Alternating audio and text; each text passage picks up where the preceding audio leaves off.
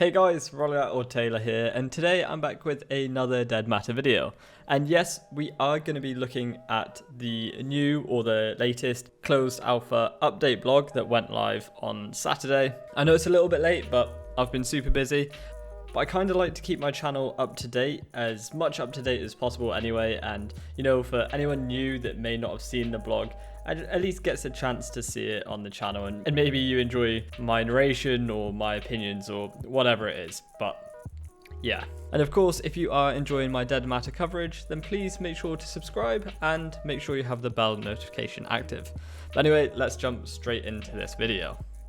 So let's start with an update on the closed alpha itself. Unfortunately, we're still working on clearing the roadblocks stopping the release of the closed alpha. However, progress is being made and we're constantly working to clear the issue and make the best use of our time we can while that work is being done. So like I mentioned in a previous couple of videos, they've not actually said what this issue is, but there was a couple of hints and a couple of messages floating around on the Discord that it is a legal issue and they are working through it. So hopefully, I personally feel either this week or next week we're actually going to get a date for the release of the closed alpha. Hopefully that release date is still July, but I think we're going to have to keep our fingers crossed for that one. With that being said though, you can really see how much work they're putting in whilst they are waiting to release this closed alpha. The amount of information we've had these past few weeks has actually been pretty huge, and this dev blog is no different. So first up, Kyle has been working on a code pass for the ATV and player-made containers such as buildable crates that players will be able to attach locks to. He has also been working on triggers that will snuff out campfires if there is a lack of oxygen such as rain or heavy snow. Now we haven't seen heavy snow for a very long time, so I'm really interested to see how that weather is going to look in this updated world that they've been working on. And I do really like the feature that, you know, if it is raining, you're not going to be able to build a fire outside, and obviously the same with if it's snowing. I think that's really cool. But yeah, going back to the blog, Kyle has also been working on switching seats while still in a vehicle. Passengers will be able to interact with an empty seat to move them. He's also got key distribution set up on their website, so backers will be able to access their closed alpha and game keys when they are available. And of course, more details to come on that when we get closer to the release of the closed alpha. Now, the clips that I'm going to be showing you on screen, I do want to say they all were recorded in a development environment with many gameplay features turned off, such as hand animations and full player models, etc. I think I mentioned this in the last dev blog, but I couldn't stop speaking about the fire or the campfire, and I've got to point it out again. The sounds for the fire here, how you'd go about building it, the rain putting it out, is so clean and such a nice design. I'm really looking forward to, like I've already said, going off into the wilderness, going off into the forest, setting up a small camp and just enjoying, hopefully, some peace and quiet. Moving on, I'm pretty sure this is pronounced Gunslinger, but I could be wrong. If you're watching this video, let me know how it's pronounced. But Gunslinger has been working on polish passes for the campfire and the bird AI. The level designers have been working on polishing and detailing the world overall. Metamoth has been working on detailing the caves and wilderness areas and many of the houses, and utilizing some new furniture setups throughout the map.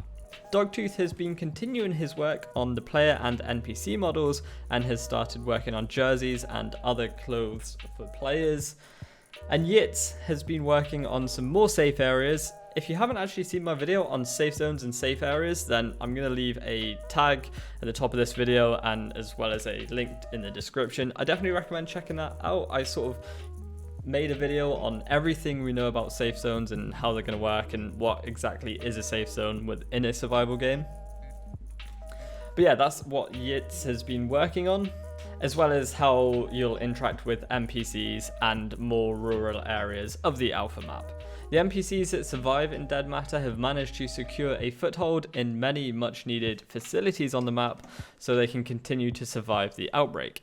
Players will find plenty of people to talk to, learn about, and gain the trust of in order to potentially gain some access to what they have. And in the background, you've been seeing some numerous pictures of the safe zones and, you know, like I say about pretty much everything in this game, they're looking really nice. And there's also some pictures of the not safe areas, which means they're just not within the safe zones. We've got a car wash, and again another picture of the go-kart track we saw in the last one, and a really cool picture here of like an ambulance crashing through a fence that looks like a quarantine diner, or that's what it was anyway. But moving on, Hex has been working on gunshot tails. These are sound effects implemented for many environments. And now this is what I'm super excited about, because there was one thing that I really didn't like about Dead Matter early on in development, was some of the weapon sounds sounding very tinny and not quite like a weapon, or not something that would inflict damage. Whereas I feel like this now is definitely going in the right direction, and these sounds really pack a punch. So yeah, I'm gonna let this clip roll without me yabbering on.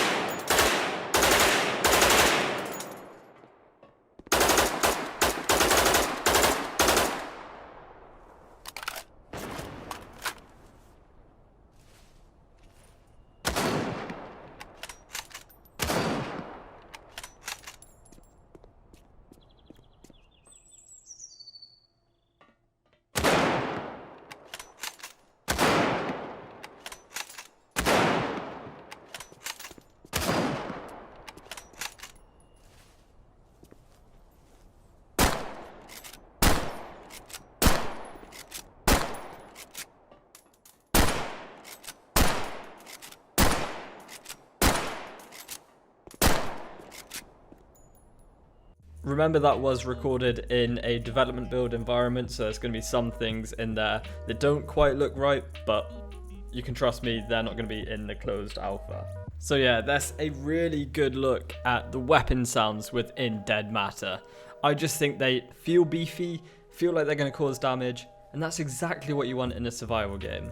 One game that I feel that does weapon sounds really well is DayZ, especially if you hear like a Mosin shooting off in the distance, or you're stood right next to a blaze rifle going off. That is one thing I love about the game, and I'm so glad it feels like Dead Matter are definitely trying to do that with their weapon sounds as well. Because after all, the weapons in a survival game are one of the main things, that and the things you're fighting, whether that's zombies or aliens or whatever it is. But yeah, before I lose all trail of thought, hopefully you enjoyed this video, and like I said at the beginning of the video, if you do enjoy my Dead Matter coverage, then please stick around, subscribe and put that bell notification on. But anyway, that's going to be it from me. Hopefully you have a great day, and I'll see you all in the next video. Bye bye.